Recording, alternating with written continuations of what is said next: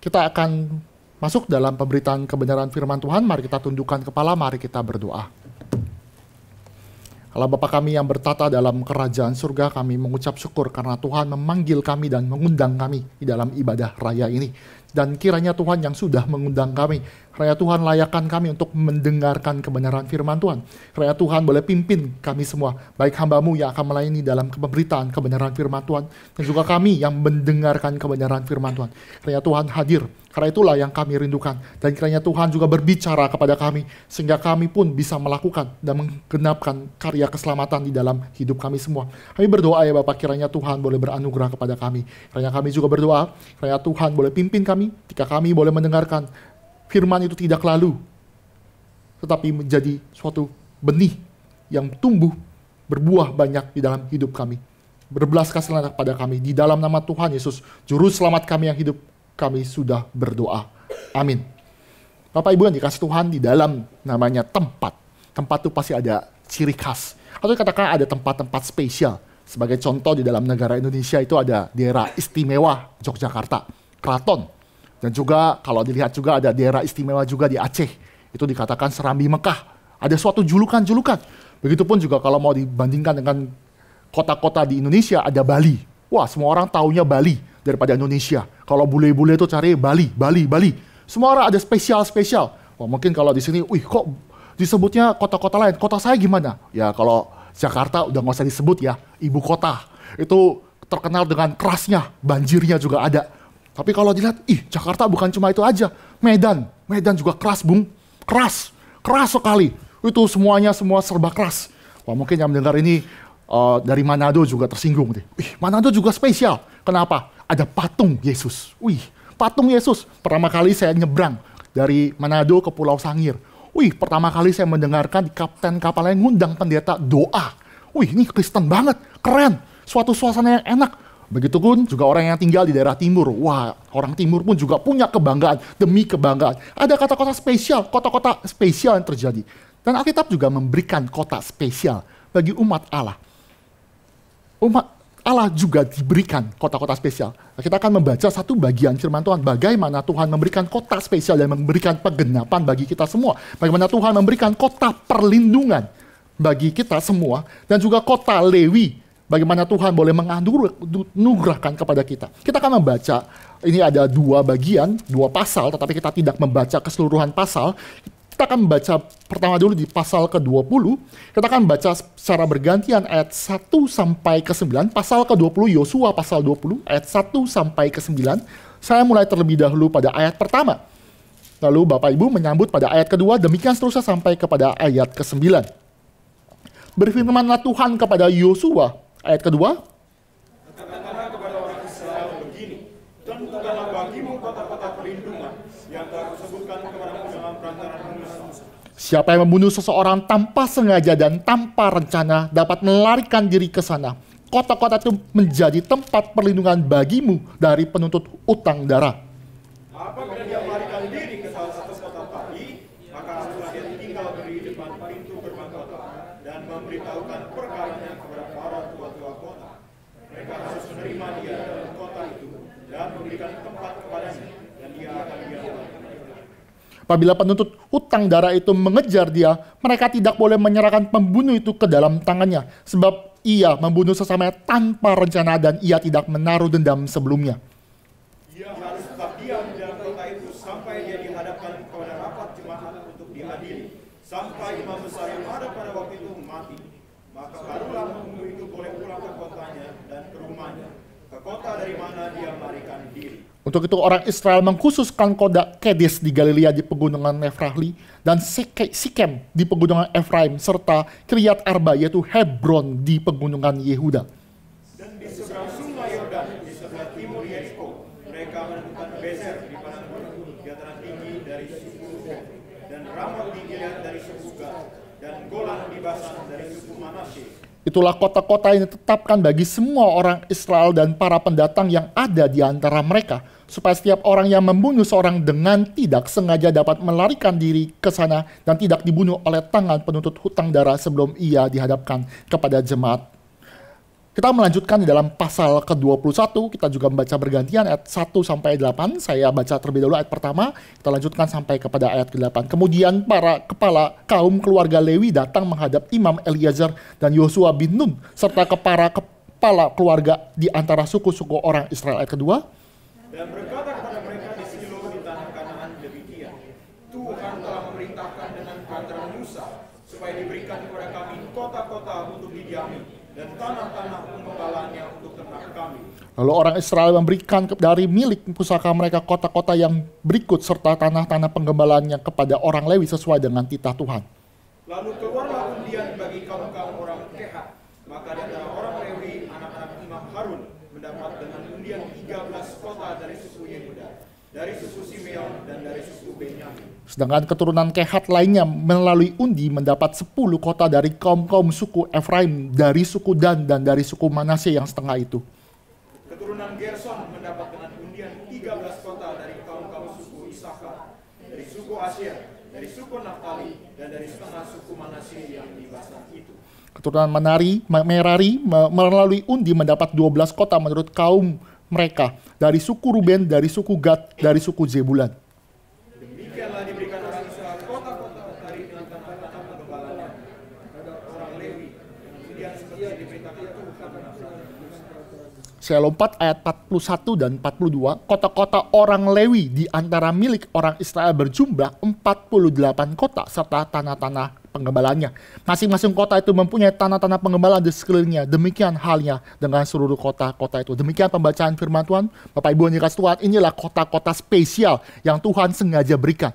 Kota-kota yang ada dua jenis, yaitu kota di mana kota perlindungan dan kota orang-orang Lewi. Dan mengapa Tuhan berikan? Mengapa berikan? Apakah mungkin di situ ada kota, ada patung di sana, ada sesuatu yang spesial? Seperti apa spesial itu? Maka kita harus mengerti kota perlindungan yang pertama itu menceritakan bagaimana kota yang dimana orang yang tidak melakukan pembunuhan berencana atau tidak sengaja melakukan pembunuhan, orang tersebut boleh lari ke dalam kota perlindungan tersebut sehingga ia tidak dituntut darahnya. Ada 6 kota yang sudah kita baca bersama-sama. 6 kota itu tersebar. Jadi itu tersebar, ada 3 di sebelah timur Sungai Yordan, 3 di sebelah barat. Jadi menurut para ahli itu hanya 1 hari perjalanan menuju tempat kota perlindungan. Jadi penuntut darah itu dari kerabat, daripada orang yang meninggal itu, ketika tahu bahwa orang itu tidak sengaja dan dia mengejar orang itu dan yang dikejar itu sudah sampai dalam kota perlindungan, orang itu tidak boleh dibunuh. Orang itu tidak boleh dihukum. Mengapa? Karena dia melakukan dengan tidak sengaja. Sebagai contoh, ya ini sering sekali di dalam contoh-contoh, yaitu misalkan ya seorang lagi menebang pohon. Menebang pohon, misalkan kalau tanah itu mesti diperluas, mereka harus menebang pohon. Nah, biasa menebang pohon kan pakai namanya kapak ya, X. Kapak. Nah, ketika potong pohonnya, tebang, ternyata pas lagi potong itu nggak sengaja, ketika mengayunkan, mata kapaknya lepas. Wah, keren kan ya, mata kapak lepas, pas kena ke temannya. Terus temannya kena ya langsung kena fatal, meninggal. Bahkan darah itu jatuh ke dalam tempat tanah Allah, tempat kudus Allah, tempat tanah perjanjian. Maka itu suatu hal yang harus dibalaskan. Oleh sebab itu, karena dia melakukan pembunuhan atau katakan tidak disengaja atau tidak direncanakan, maka apa yang terjadi? Orang itu bisa lari. Orang itu bisa lari ke kota perlindungan. Itu dia pergi ke sana sehingga orang tersebut tidak dihukum mati. Tua-tua dari kota itu harus menerima dia dengan baik, menerima dia, tentu diadili apakah benar perkara ini adalah orang yang benar-benar membunuh tanpa disengaja atau tidak ada intensi, baru diizinkan masuk dalam kota perlindungan. Itu yang terjadi. Dan kapan orang itu boleh keluar? Orang itu boleh keluar ketika imam besar. Bapak Ibu, Israel hanya punya 1 imam besar. Itu adalah keturunan Harun.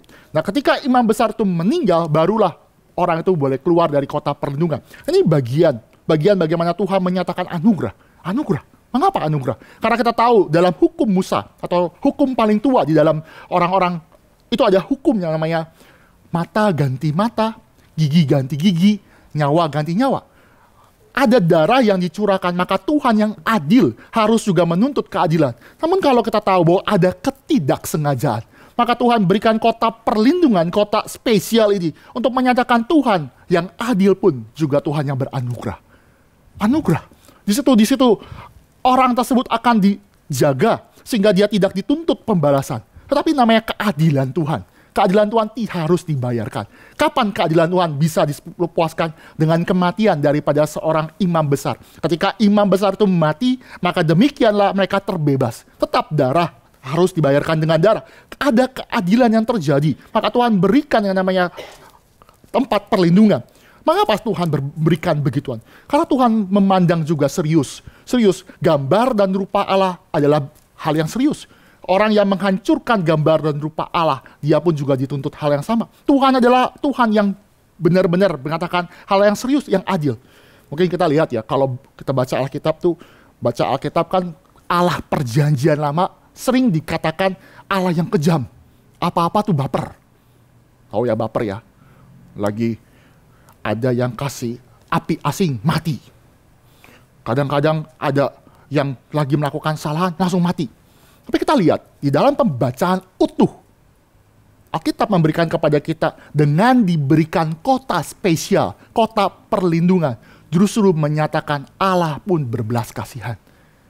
Allah hadir. Allah hadir bukan hanya dengan keadilan, dengan marah, tetapi Allah hadir juga menyatakan suatu belas kasihan. Tapi kalau dipikir-pikir, kenapa Tuhan berikan kota perlindungan ya? Kan itu mereka sudah tinggal di tanah perjanjian. Betul ya? Tanah perjanjian, tanah yang sangat diidam-idamkan. Bahkan Musa tidak bisa masuk karena Tuhan tidak izinkan. Itu mereka generasi berikutnya, generasi Yosua, generasi kedua maksud saya, itu masuk menikmati suatu sukacita, susu dan madu. Tapi kenapa Tuhan berikan kota perlindungan? Karena Tuhan mengantisipasi yang tinggal di dalam tanah perjanjian adalah orang-orang berdosa. Ada orang-orang berdosa yang membutuhkan keadilan. Tuhan mengajarkan bangsa Israel untuk berlaku sama seperti karakter daripada Allah. Kalau Allah itu adalah berbelas kasihan dan juga adil, maka umatnya pun juga demikian. Di imamat, teologi daripada imamat memiliki suatu konsep. Akulah Allah yang kudus, maka kamu juga kudus. Kuduslah kamu, karena aku adalah kudus. Itu konsep yang juga dilakukan di dalam surat Petrus. Kita kudus, artinya apa? Allah punya karakter kudus, maka umat Allah harus kudus. Itu juga terjadi. Allah memberikan kota perlindungan. Mengapa? Untuk mengajarkan orang Israel bagaimana bertindak kudus. Artinya apa? Bertindak dengan benar. Berarti ada belas kasihan. Bertindak benar juga ada anugerah. Berbelas kasihan. Itu terjadi. Itu adalah suatu konsep. Bagaimana Tuhan mengajarkan anak-anaknya. Mengajarkan umat Israel. Bapak Ibu ya, kalau kita lihat ya. Kalau kita lihat ada anak kita ya. Anak kita ya, kalau kita didik pasti kan ada etika. Sebagai contoh ya, etika yang sering diajarkan di sekolah-sekolah itu adalah kalau kita terima barang pasti pakai tangan, biasanya kanan, betul ya, kecuali kidal. Betul kan ya? Kalau misalnya kita sudah terima barang, dan itu barang adalah suatu gift, biasanya kita mengucapkan terima kasih, betul ya? Betul kan, terima kasih. Mengapa? Karena kita lihat, oh ternyata orang tuanya mengajarkan demikian. Diajarkan namanya adab, suatu sikap lah, etika yang bagus. Bayangkan kalau hal itu tidak dilakukan. Contoh misalkan kita balik ya. Kalau misalkan ada seorang anak yang menerima barang cuma asal-asalan pakai tangan kiri. Kedua, bukan hanya tangan kiri, tetapi dia terima barang terus langsung kabur tidak terima kasih. Pasti kita berpikir, orang tuanya ngajarin apa? Betul ya? Orang tuanya selama ini ngajarin apa? Apalagi kalau anak itu anak hamba Tuhan. Waduh, berat itu. Anak hamba Tuhan berat. Wah nih, memang berat. Emang perlu anugerah, perlu belas kasihan juga ya. By the way, anak hamba Tuhan bukan otomatis masuk surga. Itu nggak ada di dalam sejarah. Ada anak hamba Tuhan sulit. Oke, kita balik lagi dalam hal itu. Makanya mau apa? Orang tua mengajarkan etika, anak melakukan. Sama, Allah yang adalah Bapa kita, Allah yang menyelamatkan kita, yang menebus kita masuk dalam keluarga Allah. Dia melakukan hal yang sama. Dia adalah kudus, dia adalah adil, dia adalah belas kasihan, dia adalah kasih, atribut Allah ada. Dan dia komunikasikan kepada kita, maka hal yang sama pun dia ajarkan kepada kita. Dan toolsnya apa? Kota spesial, kota perlindungan. Supaya apa? Ketika ada orang yang berlari, dia berlari kota perlindungan dan dia berminta belas kasihan. Saya tidak sengaja membunuh. Maka tua-tua dari kota perlindungan itu tidak boleh menyerahkan orang itu kepada yang utang darah itu. Artinya dia harus terima, kasih makan. Wih, kasih makan ya. Enak juga ya, kasih makan. Pembunuh kasih makan. Itu seperti penjara zaman itu. Maka di dalam situ, di dalam penjara atau dikatakan kota perlindungan itu adalah anugerah. Bagaimana Tuhan melangsungkan demikian. Tuhan berikan Tuhan menyatakan. Tapi bukan berarti juga Allah tuh dipermainkan. Allah tuh nggak bisa dipermainkan, Bapak Ibu. Pura-pura, oh saya tidak lakukan pembunuhan, saya nggak sengaja. Allah tahu, Allah adalah Allah yang maha tahu, maka tidak ada sembarangan orang yang mencoba melakukan suatu penipuan. Kita bisa melihat Allah itu juga berlaku adil. Kalau orang itu membunuh dengan sengaja dan dia coba lari ke kota perlindungan, maka orang yang ada di situ atau tua-tua di dalam kota perlindungan harus menyerahkan orang tersebut. Kenapa? Karena ada intensi untuk membunuh, ada dendam. Tuhan tidak bisa dipermainkan. Sebagai contoh ya, kita lihat di dalam Bilangan, bagaimana Tuhan juga nggak memandang dosa itu serius, nggak bisa sembarangan. Dan kita lihat di dalam suatu contoh itu di Bilangan pasal ke-15, yaitu Tuhan memberikan peringatan kepada kita bagaimana orang yang melakukan dosa di hadapan Tuhan. Bilangan pasal 15, ayat 30 dan 31, kita baca bergantian. Saya 30, Bapak Ibu ayat 31. Bilangan pasal 15 ayat 30 dan 31. Saya 30. Tetapi orang yang berbuat sesuatu dengan sengaja, baik warga asing maupun pendatang, orang itu menghujat Tuhan, ia harus dilenyapkan dari tengah-tengah bangsanya. Ayat 31. Sebab dia telah memandang hina terhadap firman Tuhan dan merombak perintah. Pastilah orang itu dilenyapkan, kesalahannya akan tertimpa. Bilangan pasal 15 ayat 30 dan 31 menjelaskan kepada kita bahwa ada orang yang dengan sengaja melakukan dosa. Dalam satu contoh adalah membunuh. Membunuh berarti membunuh gambar dan rupa Allah. Dia membunuh berarti dia dengan tangan terangkat. Oke, bahasa aslinya itu adalah dengan tangan terangkat. Jadi dengan tangan yang kurang ajar menyatakan diri melawan, memberontak Tuhan. Itu kurang ajar loh. Dengan tangan terangkat. Coba bayangkan ya, bayangkan. Ini karena kan ya mungkin nih, mohon maaf ya, contohnya biar kelihatan, biar lebay, biar tahu. Bayangkan kalau kita angkat jari tengah ke Tuhan. Bayangkan ya. Oh, karena Tuhan nggak gampang sih, maha pemurah. Coba bayangkan kita angkat jari tengah ke presiden kita. Wah, tuh berat. Oh, bukan cuma itu saja. Angkat jari tengah di istana presiden, di depan presiden. Matilah. Mati. Artinya apa? Dia melakukan dengan sengaja di hadapan Tuhan, melakukan suatu dosa yang tidak mungkin bisa diampuni. Maka orang tersebut harus dihukum mati. Harus dihukum mati karena dia memberontak. Dan walaupun dia lari ke dalam kota perlindungan, keadilan Tuhan tidak bisa dipermainkan. Orang itu harus ditarik ditarik keluar, dan dia harus dihukum sesuai dengan apa yang terjadi. Itu adalah suatu keadilan Tuhan. Kota perlindungan adalah anugerah. Tetapi di dalam anugerah juga ada keadilan Tuhan yang tidak bisa dipermainkan. Lalu gimana? Apakah dalam konsep, ya kita belajar sedikit etika juga ya. Apakah orang Kristen berarti tidak boleh membunuh?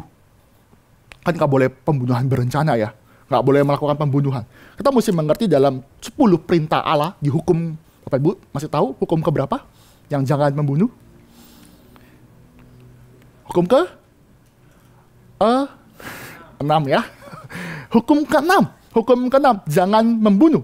Tapi kalau bisa dilihat dalam bahasa Inggris atau kita lihat dalam bahasa Asia, ya minimal bahasa Inggris lah. Itu you shall not murder. Beda dengan kill. Murder dan kill. Artinya ada perbedaan sebenarnya. Murder artinya membunuh dengan tanpa belas kasihan dan lebih lagi dengan tidak adil. Membunuh dengan tidak adil. Tapi beda dengan kill. Kill artinya ketika misalkan kita dibegal. Contoh ya dibegal. Semoga di Cikarang nggak ada begal. Terus kita gara-gara dibegal ya kita naik motor, terus kita tabrakin motor, terus dia jatuh masuk ke dalam yang namanya selokan, diinjek sapi, mati. Kan ada sapi lah di sini lah, biar keren di Maikarta kan. Wah, mati. Apakah kita bisa dituntut pertanggungjawabannya? Tentu tidak. Mengapa? Karena kita melakukan suatu pembelaan diri. Ingat ya, kita membunuh orang karena kita membela diri. Itu kill. Arti ya. Dalam konsep perang yang adil, perang yang adil berarti kita hanya berhak membunuh tentara, orang yang mengangkat senjata, orang yang membunuh. Selain daripada itu adalah tindakan murder. Sebagai contoh misalnya ada anak-anak atau perempuan yang tidak bisa membela dirinya, maka dia tidak boleh membunuh. Bahkan seorang tawanan penjara pun, tawanan perang itu tidak boleh dibunuh. Mereka harus dikasih makan. Ada aturan demi aturan. Kita jangan bodoh lah. Kalau kita diserang di sini ya, misalnya ada seorang menyerang, bubarkan gereja ini. Respon kita apa? Karena Tuhan mengasihi ya sudah, serahkan. Enggak, kita bisa bertahan diri. Kita bukan kayak seperti ayam sayur ya sudah terima kasih gitu ya sudah. Enggak, kita bisa bela, kita belakang. Karena kenapa? Karena kita melakukan dengan benar. Ini saya mau berkatakan bahwa ada penegasan. Kalau misalnya membunuh dengan keji, dengan suatu yang tidak beralasan, itu adalah suatu pelanggaran dan Tuhan memandang serius. Kita balik lagi dalam hal ini. Jadi kota perlindungan adalah kota bagaimana Tuhan memberikan anugerah dan juga keadilan bagi kita semua. Itu kota spesial yang pertama, Tuhan berikan juga. Ketika orang melakukan pembunuhan yang tidak sengaja, Tuhan berikan anugerah.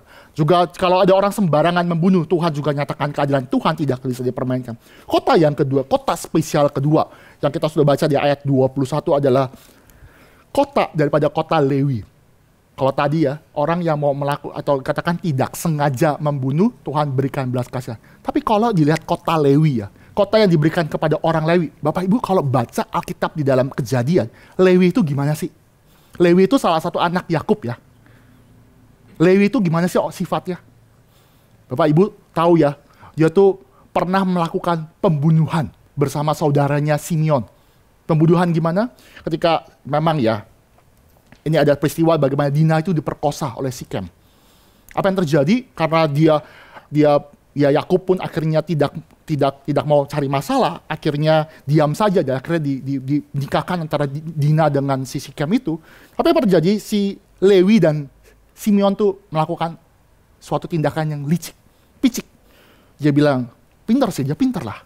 Kita nggak bisa nikah, Pak. Kalau bahasa keren, dead. Kalau bahasa kasar, babe. Nggak bisa nih kita nikah. Dia tuh tidak bersunat. Harus disunat dulu. Bagus kan? Bagus. Sesuai dengan Abraham. Suatu dengan nenek moyang harus bersunat. Maka dia bilang, oke sunatlah. Maka dikasih proposal. Kalau kamu mau menikahi Dina, maka kamu harus, laki-laki di dalam kota itu harus disunat. Nah, kan ini namanya juga nafsu ya, nafsu. Boleh juga nih, dapat cewek-cewek cantik. Akhirnya dia minta tuh, si Kemnya itu sama bapaknya itu bilang, kasih pengumuman. Marilah kita, tanah kita kan luas. Mari kita sama-sama mensunatkan laki-laki kita, sama-sama, dan kita saling, ya mungkin nafsu kali ya, nafsu begitu jalan senang gitu. Tapi ini ada suatu tipu muslihat dari Lewi dan Simeon. Maka ketika hari ketiga, ketika sakit-sakitnya disunat, Bapak Ibu ya, 2 orang ini Lewi, 2 orang itu bantai satu kota. Nggak masuk akal ya.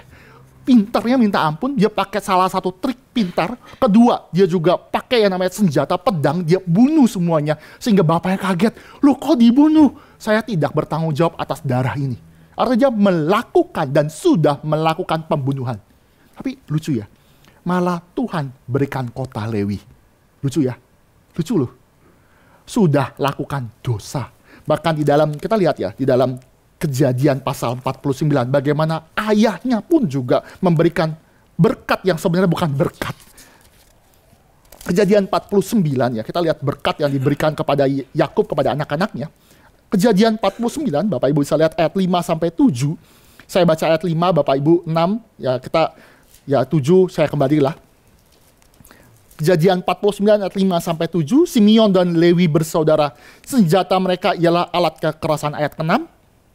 Janganlah kiranya jiwaku turut dalam permufakatan mereka. Janganlah kiranya rohku bersatu sama perkumpulan mereka. Sebab dalam kemarahannya mereka telah membunuh orang. Dan dalam keangkarannya mereka telah membunuh 2 keting beribu. Terkutuklah kemarahan mereka. Berarti berkat dikutuk ya. Terkutuklah kemarahan mereka sebab amarahnya ganas. Terkutuklah kegeraman mereka sebab geramnya dahsyat. Aku akan membagi-bagikan mereka di antara anak-anak Yakub dan menyerahkan mereka di antara anak-anak Israel. Lewi dan Simeon itu mendapatkan berkat yang sebenarnya kurang berkat. Lewi itu akhirnya diserahkan. Dia dapatkan tempat. Dia nggak dapat milik pusaka. Artinya apa? Dia nggak dapat tanah. Tapi Lewi itu juga memang melakukan hal yang baik. Maka dia membela kekudusan Tuhan. Maka dia juga dikatakan milik pusaka atau dia menjadi yang milik daripada Tuhan. Tapi saya balik lagi ke dalam pembahasan. Suku Lewi itu tidak layak dapat kota. Dia sudah bunuh orang dengan sengaja. Ini ada suatu aib sepanjang zaman. Aib yang dilakukan oleh Lewi. Tetapi lihat bagaimana Tuhan memberikan kota Lewi. Kota spesial. Kota spesial. Kota spesial bagi suku Lewi yang sebenarnya tidak layak. Bapak Ibu kita lihat ya. Ini namanya anugerah. Kalau sesuatu yang layak, itu bukan anugerah. Ngerti ya? Kalau Bapak Ibu kerja, nggak dapat gaji, itu namanya ketidakadilan. Betul ya? Kerja nih, apalagi kerja di gereja. Kerja di gereja tidak digaji, dipotong gaji. Memang tidak berkeadilan, tidak mencerminkan Kristus. Nah itu betul. Tapi kalau dia kerja nggak beres, kerja nggak masuk, kerja nggak lakukan benar-benar, terus tetap dapat gaji, itu sebenarnya dia tidak layak. Tapi dia tetap dapat gaji, artinya itu namanya anugerah. Lihat ya, satu contoh ya, kalau misalnya ada orang ya, dihukum misalkan, dia meminta belas kasihan kepada raja. Tuhan, saya menuntut belas kasihan kepada engkau. Saya minta dibebaskan. Bapak Ibu, belas kasihan tidak pernah dituntut. Ngerti ya? Artinya apa? Orang yang minta belas kasihan berarti merasa dirinya layak diberikan belas kasihan. Ngerti ya? Maka di dalam pengadilan berkata, hakim, saya minta belas kasihan, saya menuntut belas kasihan. Di dalam pengadilan, belas kasihan atau anugerah tidak bisa dituntut. Mengapa? Karena orang itu tidak punya kelayakan meminta belas kasihan. Ngerti ya maksud saya ya? Orang yang layak justru yang bisa minta belas kasihan. Maka kalau dikatakan ini atau dikatakan Lewi, kita semua mendapatkan belas kasihan Tuhan. Kalau kita berkata kita mendapatkan anugerah keselamatan, kita mendapatkan anugerah sehingga kita dapat beribadah di sini, itu anugerah karena Tuhan layakan. Siapa sih yang bisa datang kepada Tuhan? Siapa sih yang bisa datang kepada Tuhan? Tentu Lewi tidak layak, kita pun tidak layak. Ada bedanya. Kalau kita yang namanya kan sering ya di dalam pelayanan pemuda ya, pelayanan pemuda mahasiswa suka tanya predestinasi. Doktrin yang minor sebenarnya, tapi sering ditanyakan, kok Tuhan yang adil ya? Kenapa? Kok cuma memilih saya, tapi teman-teman saya enggak? Kan suka begitu kan? Kenapa Tuhan memilih cuma sebagian orang saja? Kan kalau Tuhan Maha Kuasa dan Maha Kasih, dia kasih dong memilih semuanya. Nah, kalau orang yang ngomong itu nggak ngerti bahwa yang dipilih itu adalah anugerah. Kalau ngomong Tuhan tidak adil, Tuhan nggak adil dong, harusnya pilih semua. Kalau ngomong keadilan, harusnya semua orang masuk neraka. Ngerti ya? Kalau kita pakai konsep keadilan, semua orang masuk ke dalam murka Allah. Ngerti ya? Semua orang tuh nggak kerja. Semua orang tuh kalau di perusahaan tuh nggak kerja. Terus minta yang adil dong. Kalau saya digaji, teman-teman saya digaji. Kalau kayak gitu mah nggak mungkin. Kalau kamu minta gaji, padahal kamu nggak kerja dan kamu nggak ada hubungan status pekerjaan di sini, kamu minta gaji, minta uang, ya itu kan namanya nggak layak ya. Dan kita nggak bisa menuntut anugerah itu. Contoh lain sebenarnya, kalau misalnya Bapak Ibu ketemu pengemis ya di Mekarta ya, saya nggak pernah ketemu sih, ini berandai-andai aja ya, berandai-andai gitu ya. Tiba-tiba misalkan Pak Wiro liturgis sebagai contoh ya Pak, mohon maaf. Nah misalkan dia ketemu pengemis karena dia bersuka cita karena belajar firman Tuhan. Dia belajar memberi, maka dia berikan namanya uang. Tapi bukan cuma uang 1.000, 2.000, dia berikan 100.000 bagi pengemis. Wah biasanya pengemis senang kan? Senang lah, percayalah senang. Dapat uang 100.000. Biasanya pengemis kalau dapat uang 100.000, biasanya ya, dia bocorin. Betul ya? Ya betul lah, anggap aja betul. Dia bocorin kepada teman-teman kolega-kolega pengemis. Bro, di situ bapak itu ganteng. Dia kasih duit, kita cuma ngemis sedikit dapat 100.000. Biasanya itu datang lagi pengemis kedua. Pengemis kedua, Pak minta Pak. Wah ketemu Pak Wiro lagi. Dia kasih, karena masih ada uang dikasih 100.000 lagi. Senang. Nah, biasanya pengemis ketiga tuh yang nggak percaya langsung maju. Oke, dia maju, dia minta lagi, dapat lagi. Kan biasanya kalau kasih pengemis banyak, langsung banyak dikerubutin kan? Betul ya? Dikerubutin bisa 5, 6, 7, 8, 10, bisa banyak sekali 20. Lama-lama kan Pak Wiro, apaan nih? Kok tiba-tiba saya dikerubutin para pengemis ini? Galau kan, duit juga mulai habis. Akhirnya apa? Ya sudah, karena masih baik. Anggota gereja GRI Cikarang tetap memberikan. Maka berinya bukan 100.000, tapi berinya cuma 1.000. Nah, pengemis ke 99 berkata, dasar Pak Wiro nih, pelit, nggak adil. Harusnya kan saya dapat 100.000 juga, sama seperti teman-teman saya. Kok saya dapat 1.000? Kalau saya nggak tahu ya, kalau saya jadi Pak Wiro, pasti bilang langsung kita update status. Memang tidak layak orang itu. Pasti kita marah. Kenapa? Marah lah. Udah bagus dapat uang 1.000, betul ya Bapak Ibu ya? Ya berandai aja lah, Bapak Ibu bukan pengemis sih, ini kan cuma perandaian doang. Ya saya berkata, kan kita lihat begitu kan kita marah ya. Marah kenapa? Ya masa kamu nuntut hal yang sama kepada teman-teman karena dapat 100.000, maka saya harus layak mendapatkan 100.000. Kalau kita aplikasikan kepada Tuhan kita, Tuhan karena saya diselamatkan, maka saya nuntut semua teman-teman saya diselamatkan. Mana keadilanmu Tuhan? Tuhan bilang kalau mau adil, kamu semua masuk neraka. Tunggu dulu, udah.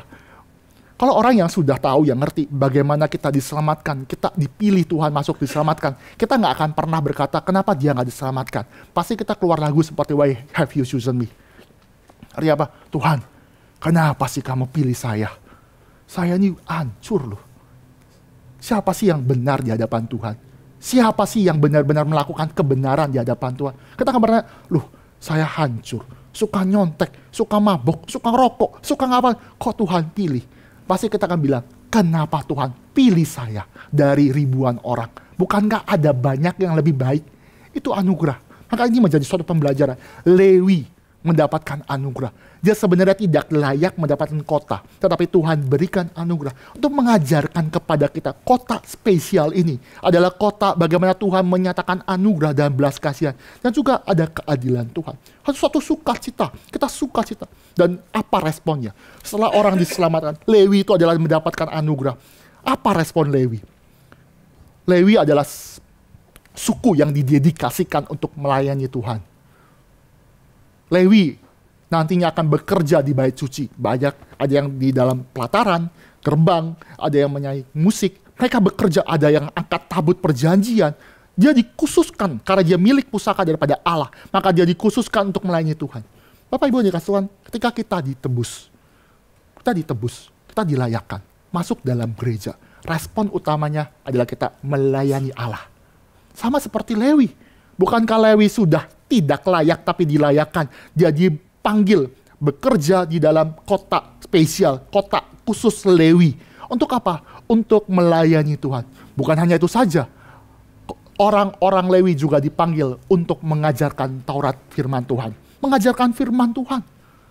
Nah, kalau kita pikir-pikir, kalau kita sudah menyadari kita adalah orang Kristen yang sudah dilayakkan karena anugerah Tuhan, maka respon yang benar, sekali lagi ya, respon yang benar adalah melayani Allah dengan benar dan juga merenungkan firman Tuhan dengan benar. Ada seorang teolog ya, pastor saya dapatkan dari pendeta Billy ya, di Kristanto, dia berkata, orang Kristen tuh nggak pernah bohong. Hebat ya? Hebat tuh. Orang Kristen tuh nggak pernah bohong. Tapi dia bilang, orang Kristen tuh nggak pernah bohong karena kita menyanyikan kebohongan. Artinya maksud saya ya, I am happy in the service of the King. Tahu lagu itu ya? Saya bersuka cita nyanyi Tuhan. Tapi pas melayani susah ya. Atau lagu-lagu keren-keren kontemporer, ku mau cinta Yesus selamanya. Ku mau cinta Yesus selamanya. Kan lagu kontemporer ya, terkenal ya. Mungkin teman-teman yang dari latar belakang gereja-gereja sebelumnya mungkin adalah tahu lagu itu ya. Walaupun badai silih berganti dalam hidupku, ku mau cinta Yesus selamanya. Padahal bohong. Padahal ada hujan nggak datang. Kalau ada banjir nggak pernah ada di sini ya. Banjir nggak ada, seharusnya nggak ada ya. Tapi saya mau mengatakan orang Kristen tidak pernah berbohong dalam arti mengucapkan, tapi kita menyanyikan dan kita bangga lagi. Oh, kita menyadari kalau misalkan orang Lewi yang sudah ditebus dan kita lah orang-orang sebenarnya dilayakkan, maka respon kita sama seperti orang Lewi yang Tuhan berikan anugerah, Tuhan berikan kota, Tuhan berikan tempat ibadah, tempat untuk melayani. Maka respon yang sebenarnya terjadi adalah kita melayani Tuhan dengan sukacita, dengan suatu keindahan di mana saya akan tutup firman Tuhan ini di dalam kota perlindungan. Kota Lewi itu memang sudah tidak ada lagi. Tapi bagaimana kita dalam Tuhan kita bisa berlindung? Ya, di dalam khotbah selalu mengacu kepada Kristus. Dalam Kristus kita mendapatkan perlindungan di tengah-tengah dunia yang sudah jatuh dalam dosa. Dalam Kristus kita juga mendapatkan kota yang kita nantikan. Kota Yerusalem baru. Kota di mana kita melayani Tuhan dengan sukacita. Kita merendukan ketika Kristus datang kembali. Itu menjadi tempat kita berlindung. Kita tempat di bagian Kristus sebagai tempat perlindungan kita. Ini suatu hal yang beranugerah ya. Anugerah Tuhan. Bapak Ibu yang dikasih Tuhan. Kita di dalam Adam. Kita seharusnya binasa. Bapak Ibu kalau di dalam teolog percaya bahwa Adam itu tuh kalau gini. Kan kalau Hawa itu jatuh di dalam dosa karena tergoda. Hawa itu karena digoda, maka dia jatuh di dalam dosa. Tapi Adam sebenarnya ada di samping Hawa. Adam di samping Hawa, kan dibilang kan, ini gara-gara perempuan jatuh dalam dosa. Tapi Adam itu memakan buah itu dengan mata terbuka. Kalau dikatakan dengan tangan teracung di hadapan Tuhan. Artinya apa? Dia sudah dengar firman Tuhan, dia dengar dengan langsung dari Tuhan, dia tidak tergoda, dia makan dengan langsung. Artinya apa? Dengan tangan terangkat, dia melanggar perintah Tuhan. Adam, kalau Hawa itu tergoda maka dia jatuh. Tapi Adam yang di sampingnya dia perhatikan dan dia ambil buah itu, dia makan.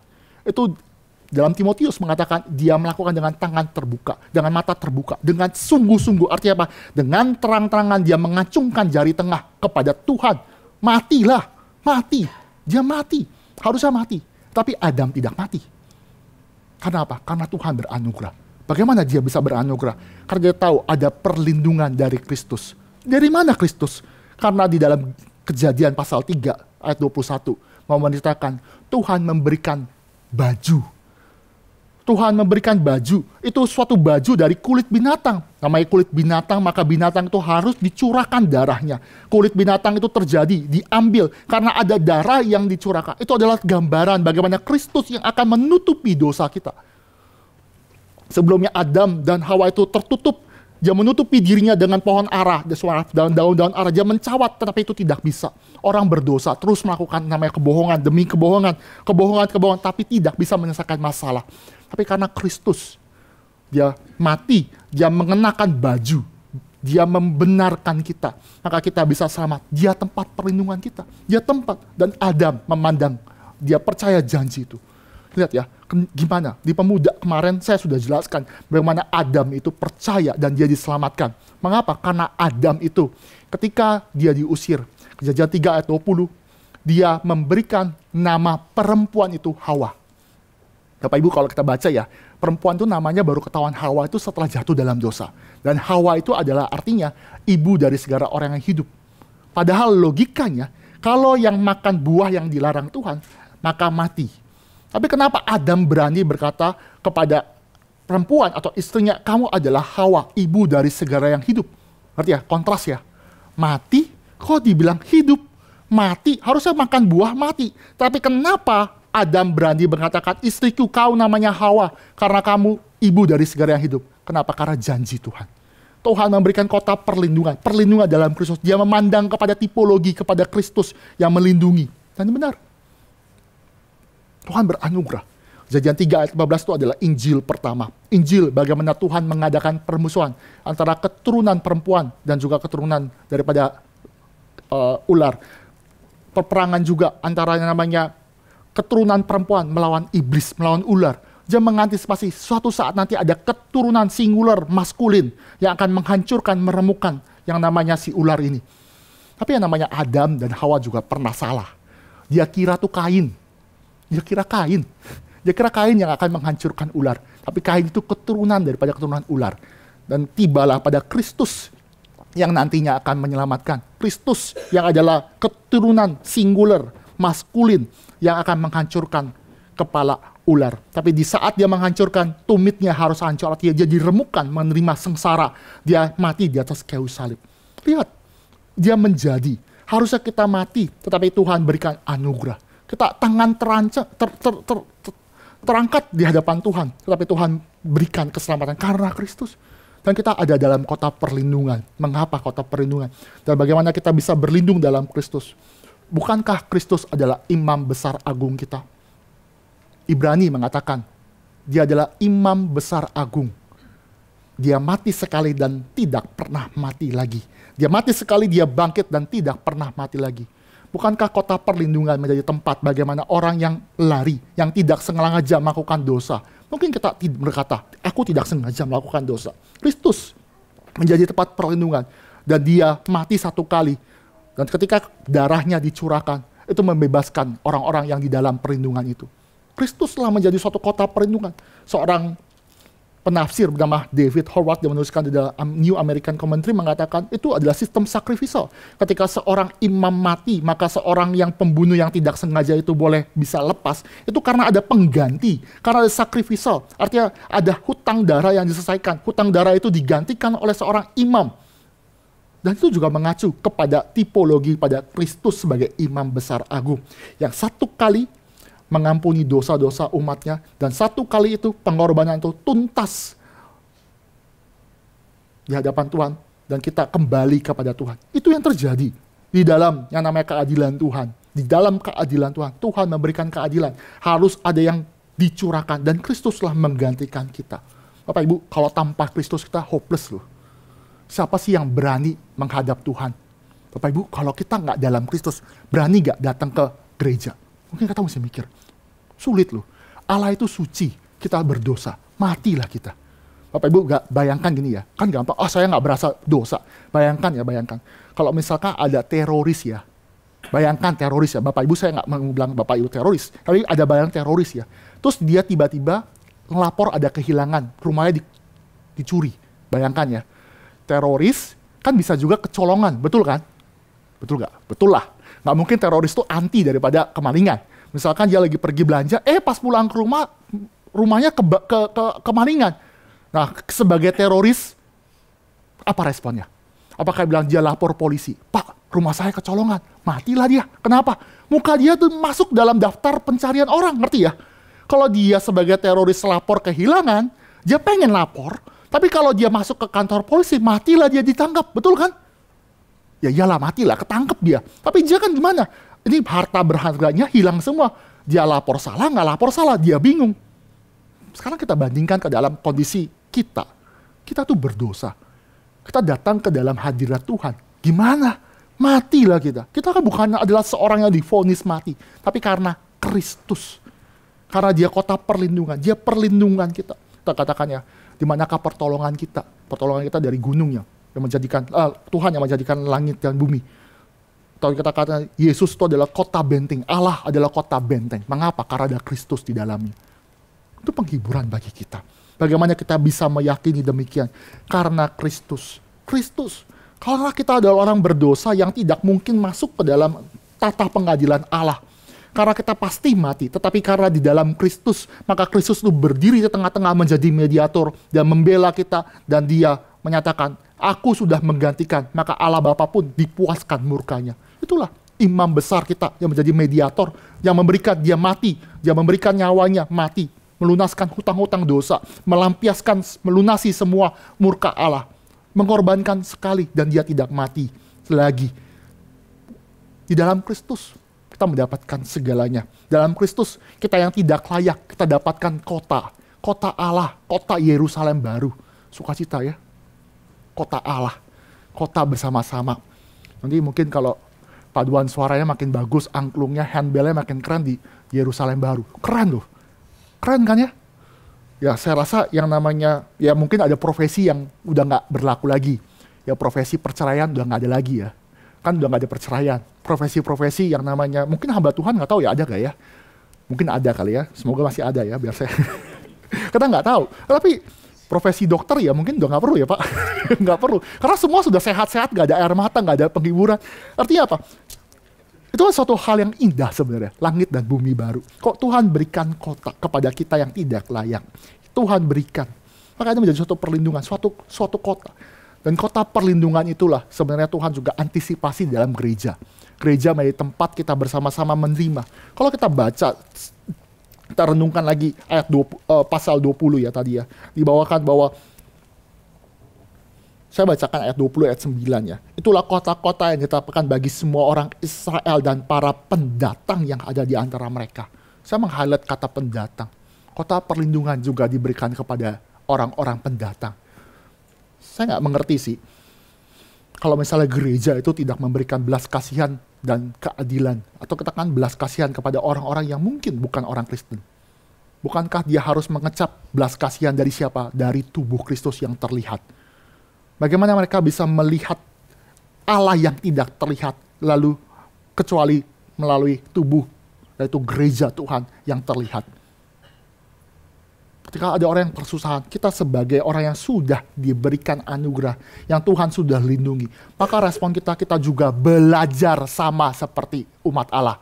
Allah itu kudus, maka kita kudus. Allah itu belas kasihan, maka kita belas kasihan. Maka Tuhan mengajar kita sebagai gereja yang gereja yang tidak kelihatan ini. Gereja sebagai orang percaya juga melakukan yang sama. Gereja menjadi tempat belas kasihan Tuhan. Gereja ini. Ya, saya berkata gereja, berharap di gereja GRI Cikarang juga merasakan cinta kasih, belas kasihan Tuhan yang luar biasa. Ketika ada orang yang membutuhkan pertolongan, gereja hadir. Bapak Ibu, bapak saya tuh pernah kehilangan mobil. Biasanya kalau kehilangan mobil, apa terjadi? Paling gampang lapor ya. Tapi biasanya kalau kehilangan mobil, lapor polisi, kehilangan 2 mobil.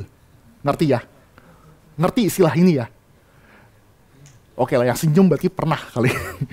Tahu istilah itu. Mengapa? Karena kita tahu tempat di mana harusnya mendapatkan keadilan, tempat perlindungan. Saya mobil diambil, saya mengalami kecurian, saya datang ke tempat Pak Polisi, terlalu banyak oknum ya. Saya mohon maaf, saya tidak mendiskreditkan ada polisi yang baik, tetapi terlalu banyak yang berkata kita hilang kambing. Ya, istilah apa ya?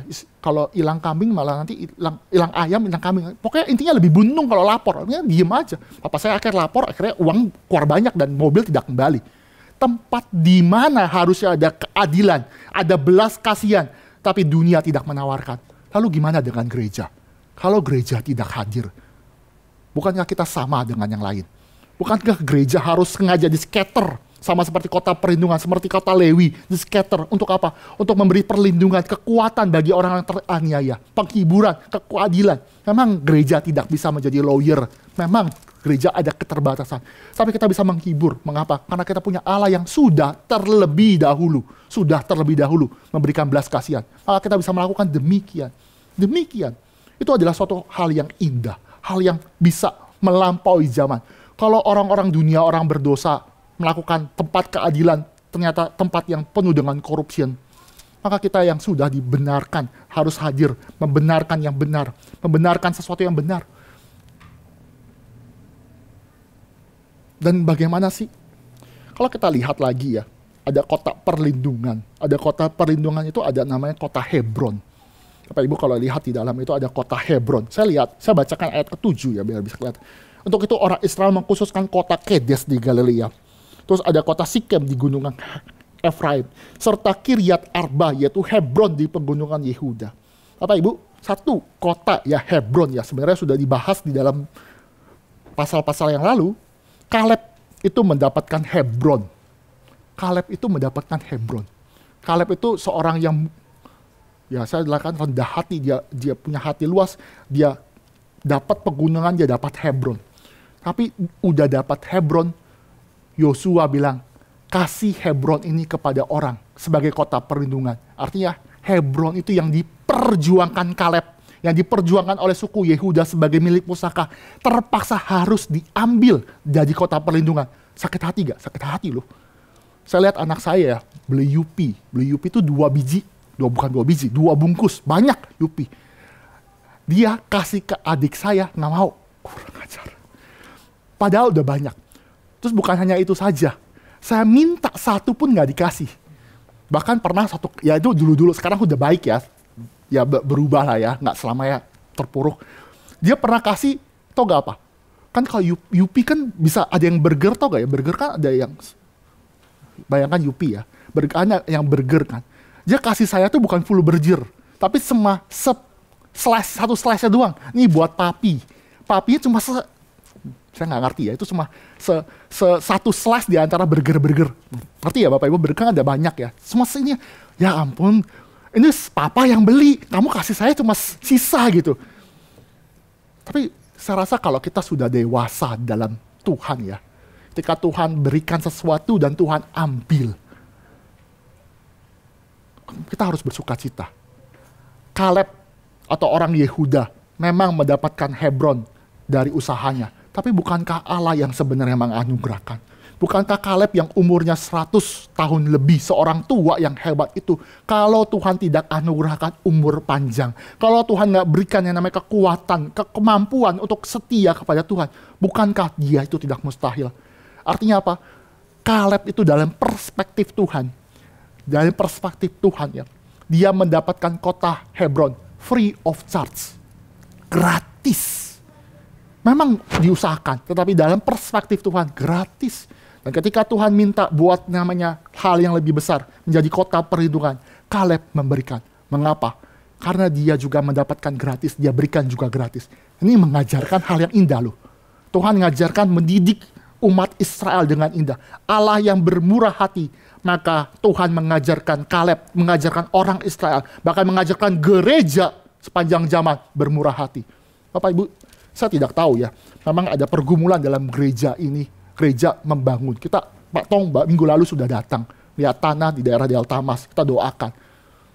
Pasti akan ada janji iman. Pasti ada yang namanya biaya. Tapi kalau kita diminta Tuhan untuk melakukan janji iman, respon kita gimana? Kita bilang, itu kan uangku. Itu kan hasil pekerjaanku. Tapi kalau Tuhan minta, apa respon kita? Apakah kita berkata, aku tidak mau, aku usahakan. Tapi kalau Tuhan minta untuk pekerjaan Tuhan, seharusnya kita berikan. Mengapa? Karena Tuhan sudah berikan anugerah yang terbesar, keselamatan bagi kita. Kiranya firman Tuhan menguatkan kita, memimpin kita menyadari berkat daripada anugerah Tuhan. Mari kita tundukkan kepala, mari kita berdoa. Allah Bapa kami yang bertata dalam kerajaan surga, hamba-Mu sudah berhenti berbicara. Tapi kiranya Allah Roh Kudus yang diam di dalam hati kami boleh terus berbicara, menguatkan. Dan kami sadar bahwa kami adalah orang-orang yang dilayakkan Tuhan, mendapatkan belas kasihan Tuhan. Dan kiranya Tuhan ajar kami bertumbuh sebagaimana Allah juga kudus. Kiranya Tuhan juga berikan kami kekudusan. Karena Allah yang berbelas kasihan, kiranya Tuhan ajarkan kami berbelas kasihan. Jika Tuhan berikan kami anugerah, Tuhan juga berikan kami sebagai saluran anugerah. Tuhan pimpin kami untuk menyadari di dalam Kristus semua sudah Tuhan berikan. Dalam Kristus kami memiliki segala sesuatu. Dan kiranya Tuhan pimpin kami menyadari hal itu. Kami yang tidak layak tapi Tuhan layakkan. Kami yang seharusnya melawan Tuhan tetapi Tuhan panggil kami menjadi keluarga Allah. Itu suatu anugerah yang Tuhan berikan. Ya Tuhan berkati kami semua. Di dalam nama Tuhan Yesus kami sudah berdoa dan kami mengucap syukur. Amin. Saya undang Bapak Ibu